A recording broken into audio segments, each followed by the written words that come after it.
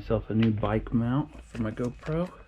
I have a metal one, but I want that one to stay on there. If you guys watched the unboxing on it, it was really nice. Works really nice. Is really nice. And I want one that I can put in my GoPro box in case I go somewhere else and maybe someone has a bike or a four-wheeler or something I need to strap it to. Need a quick one. This one's pretty quick looking. And just do a review on it. You'll probably see it in my videos.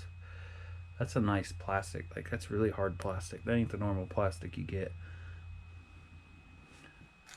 It came in a box with a bunch of other stuff I had ordered, so the unboxing is kind of vague on how it's shipped.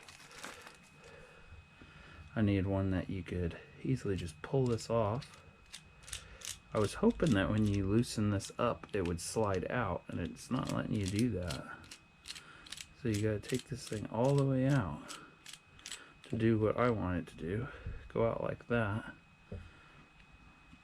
And then secure around the bar. I don't know why they couldn't figure that out. Nice little shims, I guess, if you're wanting to do a thicker bar. These ones are fixed, stuck in there. Does this spin?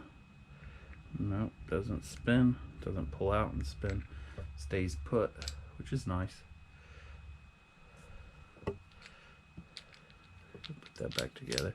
The plastic definitely feels worthy of you wrecking and it surviving. Let's see if it... Pretty nice. The hinge has a pin all the way through. Feels very sturdy.